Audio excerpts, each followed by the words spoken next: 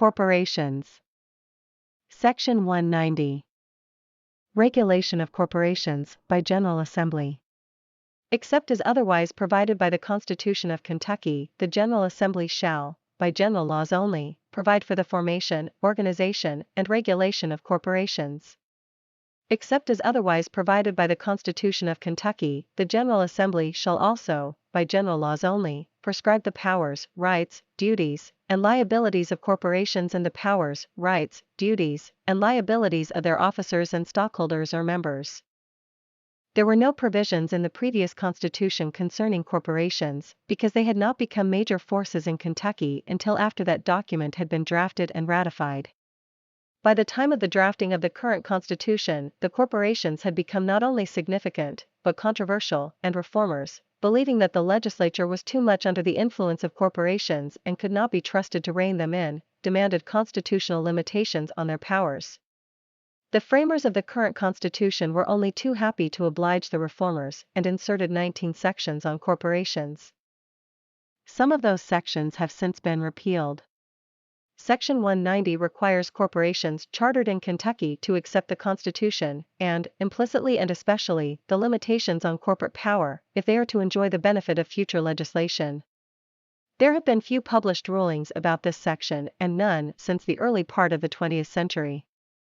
Soon after the implementation of the Constitution, the Kentucky judiciary held that a bridge corporation could not benefit from legislation enacted subsequent to the adoption of the Constitution that permitted bridge companies to condemn private property for their use because it appeared that the corporation had never accepted the provisions of the new Constitution. In Newport Cincinnati Bridge Company v. Gill, 1899. It also held the General Assembly could change the method of taxing certain corporations even if they had not filed such acceptance, in Commonwealth v. Fayette Building and Loan Association, 1902. The Special Commission on Constitutional Review of 1987 recommended that all sections relating to corporations, sections 190 to 208, be repealed and that a new section be added to provide that the General Assembly shall provide by general law for the formation, organization, and regulation of corporations and prescribe their powers, rights, duties and liabilities, and the powers, rights, duties and liabilities of their officers and stockholders or members. Section 191 was repealed in 2002. It said, at time of its repeal, unexercised charters granted prior to Constitution revoked. Section 192 was repealed in 2002. It said, at the time of its repeal, corporations restricted to charter authority, holding of real estate limited. Section 193 was repealed in 2002. It said, at the time of its repeal, stock or bonds to be issued only for money or for property or labor at market value, watered stock void. Section 194 was repealed in 2002. It said, at the time of its repeal, corporations to have place of business and process agent in state. Section 195. Corporation property subject to eminent domain, corporations not to infringe upon individuals. The Commonwealth, in the exercise of the right of eminent domain, shall have and retain the same powers to take the property and franchises of incorporated companies for public use, which it has and retains to take the property of individuals, and the exercise of the police powers of this Commonwealth shall never be abridged nor so construed as to permit corporations to conduct their business in such manner as to infringe upon the equal rights of individuals. Opponents of this section argued that it was unnecessary and that it simply stated what the U.S. Supreme Court had firmly decided was established law, namely that a state government could not bargain away its right of eminent domain or its police powers. Supporters of the provision conceded those points, but contended that this provision would prevent some future court from changing the law. The courts have seldom dealt with this section. One of the few examinations occurred in Stites v. Norton, in 1907, where the Kentucky Court of Appeals cited Section 195 as one of the reasons why it was constitutional for the city of Louisville to exclude the Louisville Lighting Company, which already held a franchise from the city, from bidding on a competing franchise. Section 196. Regulation of common carriers, no relief from common law liability. Transportation of freight and passengers by railroad, steamboat or other common carrier, shall be so regulated by general law, as to prevent unjust discrimination. no common carrier shall be permitted to contract for relief from its common law liability. Supporters of this provision argued for its inclusion to discourage common carriers such as railroads from attempting to limit their liability by contract, as they routinely had attempted to do in the 19th century. For example, passenger tickets and bills of lading routinely carried disclaimers or limitations of responsibility for injuries caused to passengers or property while being transported on the railroad. Courts normally discounted or ignored these self-serving declarations by railroads, but their existence nonetheless discouraged some individuals from pursuing their rights in court and required others to spend time and money to do so. Section 196 has not been directly litigated since 1953, when the Kentucky Court of Appeals ruled that the provision voided a contract between a common carrier and its employees that interfered with its duty to serve a customer. In General Drivers, Warehouseman Helpers vs. American Tobacco Company, 1953. Typical of cases litigated in the decades immediately following the adoption of the current Constitution is Adams Express Company vs. Walker, in 1904, where the Court of Appeals held that an express company could not relieve itself of its common law liability by arbitrarily fixing the value of property carried. The court also ruled that, where applicable, the Federal Interstate Commerce Act superseded Section 195, in Robinson vs. Louisville and Nashville Railroad Company, 1914. Section 197. Free passes or reduced rates to officers forbidden. No railroad, steamboat or other common carrier, under heavy penalty to be fixed by the General Assembly, shall give a free pass or passes, or shall, at reduced rates not common to the public, sell tickets for transportation to any state, district, city, town or county officer, or member of the General Assembly, or judge. And any state, district, city, town or county officer, or member of the General Assembly, or judge, who shall accept or use a free pass or passes, or shall receive or use tickets or transportation at reduced rates not common to the public, shall forfeit his office. It shall be the duty of the General Assembly to enact laws to enforce the provisions of this section. Railroads routinely gave government officials, including legislators, judges, governors, county executives, and delegates to the convention who wrote this Constitution, free passes as a way to influence their decisions in favor of the railroads. However, despite the fact that they benefited from the free passes, the delegates responded to public demands that the practice be outlawed by constitutionally prohibiting it and by mandating that the General Assembly prescribe heavy penalties for violating the section and that officials forfeit their offices if they accepted or used free passes. Despite Section 197, railroad companies continued to distribute free passes to legislators and other public officials until 1916, when the General Assembly finally enacted a statute prohibiting the practice. This section has seldom been litigated, although the Kentucky Court of Appeals has held that an official cannot be ousted from office for accepting or using free passes unless he or she has been convicted of the statutory offense, in Daniels v. Adams, 1950. Section 198 was repealed in 2002. It said, at the time of its repeal, trusts and combinations in restraint of trade to be prevented. Section 199. Telegraph and telephone companies, right to construct lines, exchange of messages.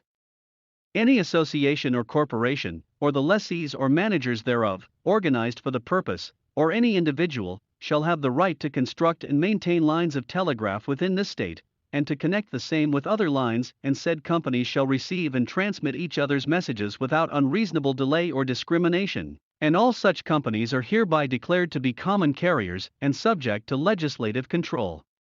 Telephone companies operating exchanges in different towns or cities, or other public stations, shall receive and transmit each other's messages without unreasonable delay or discrimination. The General Assembly shall, by general laws of uniform operation, provide reasonable regulations to give full effect to this section. Nothing herein shall be construed to interfere with the rights of cities or towns to arrange and control their streets and alleys, and to designate the places at which, and the manner in which, the wires of such companies shall be erected or laid within the limits of such city or town. This section defines telephone and telegraph companies as common carriers subject to state regulation and ensures that telephone and telegraph companies must transmit each other's messages. It also protects the right of municipalities to determine the location of telephone and telegraph wires within their limits. The Kentucky Court of Appeals has ruled that Section 199 requires the appropriate state regulatory agency to order a telephone company to transmit another company's messages. The agency cannot refuse to do so. In Kentucky Railroad Commission versus Northern Kentucky Telephone Company, 1930, unless the company seeking the hookup is operating without a valid license. In Rural Home Telephone Company versus Kentucky and Indiana Telephone Company, 1908. The U.S. Supreme Court ruled in 1912 that Section 199 did not operate to withdraw a city's authorization to a telephone company to use city streets for telephone purposes, such grant being made before the adoption of the current Constitution. In City of Louisville versus Cumberland Telephone Telegraph Company, Section 200 was repealed in 2002. It said, at the time of its repeal, domestic corporation consolidating with foreign does not become foreign. Section 201. Public utility company not to consolidate with, acquire or operate competing or parallel system, common carriers not to share earnings with one not carrying, telephone companies excepted under certain conditions. No railroad, telegraph, telephone, bridge or common carrier company shall consolidate its capital stock, franchises or property, or pool its earnings, in whole or in part, with any other railroad, telegraph, telephone, bridge or common carrier company owning a parallel or competing line or structure, or acquire by purchase, lease or otherwise, any parallel or competing line or structure, or operate the same. Nor shall any railroad company or other common carrier combine or make any contract with the owners of any vessel that leaves or makes port in this state, or with any common carrier, by which combination or contract the earnings of one doing the carrying are to be shared by the other not doing the carrying. Provided, however, that telephone companies may acquire by purchase or lease, or otherwise, and operate, parallel or competing exchanges, lines and structures, and the property of other telephone companies, if the state agency as may have jurisdiction over such matters shall first consent thereto, and if, further, each municipality wherein such property or any part thereof is located shall also first consent thereto as to the property within its limits. But under any such acquisition and operation toll line connections with the property so acquired shall be continued and maintained under an agreement between the purchasing company and the toll line companies then furnishing such service. And in the event they are unable to agree as to the terms of such an agreement, the state agency as may have jurisdiction over such matters, shall fix the term of such agreement. The purpose of this section, as originally written, was to encourage competition and to prevent monopolies by prohibiting competing railroads, other common carriers, and certain utilities such as telephone and telegraph companies, from purchasing or merging with one another. In 1917, voters approved an amendment to Section 201 that allowed competing telephone companies to merge with the approval of the relevant state regulatory commission and affected municipalities. This was done because there were too many telephone companies operating in Kentucky, a condition that led to inefficient duplication and, in some cases, poor service. One of the earliest decisions concerning this section ruled in favor of the Commonwealth in its suit against the Louisville and Nashville Railroad Company to prevent it from acquiring a parallel line, in Louisville and Nashville Railroad Company versus Commonwealth, 1895. The largest corporation in the Commonwealth, the L&N, was probably on the minds of the framers of Section 201. The railroad company was also on the losing side in a case decided in 1911 that held that Section 201 empowered the Commonwealth to prohibit the company from acquiring a competing line even though such acquisition might better serve the public, in Commonwealth versus Louisville-Nashville Railroad Company, 1911. However, in the very next year, the Kentucky Court of Appeals ruled for the railroad when it held that its ownership of two bridges across the Ohio River did not violate Section 201 since the bridges were 300 miles apart by water and served entirely different populations. In Commonwealth versus Louisville and Nashville Railroad Company, 1912. The L&N cases represent nearly one half of the significant litigation concerning Section 201, which has not been the subject of a published adjudication in recent times. Section 202 was repealed in 2002. It said, at the time of its repeal, foreign corporations not to be given privileges over domestic. Section 203 was repealed in 2002.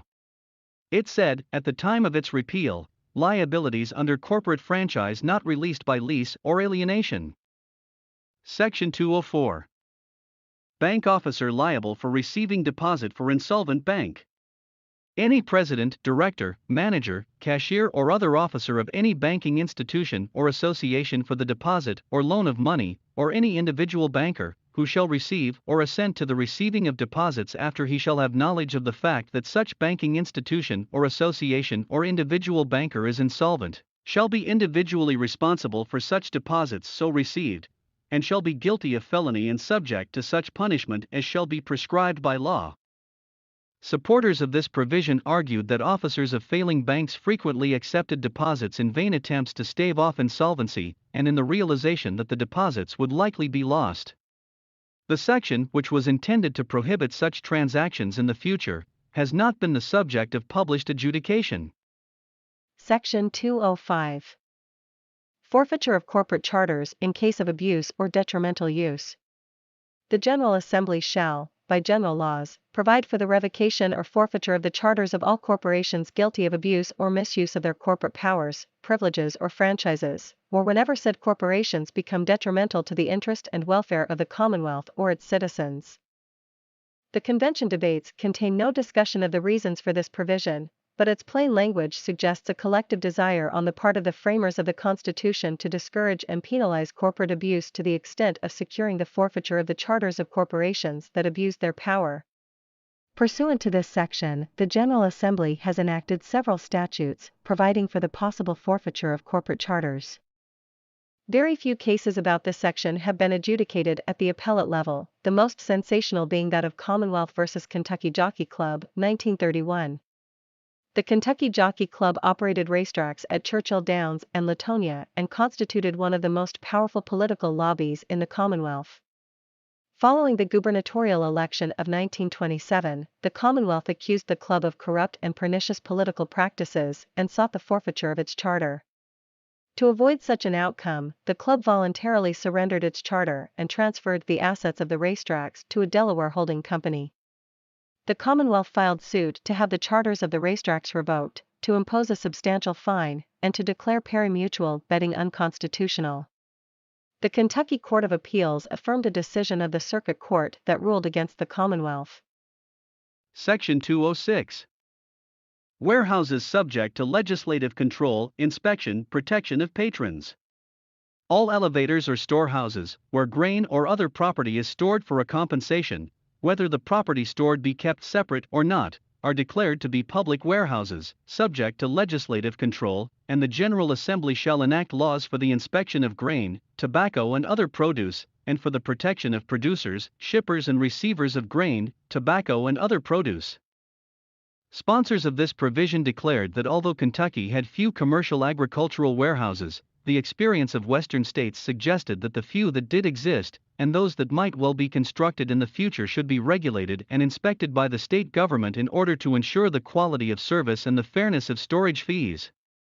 To ensure that end, Section 206 requires the General Assembly to enact legislation that provides for such regulation and inspection, a mandate to which the legislature adhered in 1893. In one of the few cases concerning this section, the Kentucky Court of Appeals ruled that Section 206 does not violate federal law, and that statutes enacted by the General Assembly pursuant to Section 206 guarantee the right of a speculator to buy tobacco at an auction, in German v. Stanley, 1945.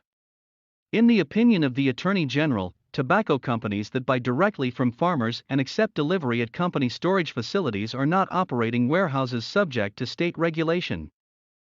Section 207 was repealed in 2002.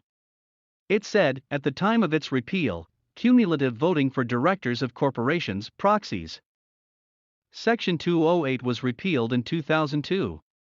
It said, at the time of its repeal, corporation includes joint stock company or association. Thank you for viewing this history of the Kentucky Constitution. For more information, please see the following references. Citizen's Guide to the Kentucky Constitution by the Legislative Research Commission, available online. Or the book The Kentucky State Constitution by Robert M. Ireland, Oxford University Press.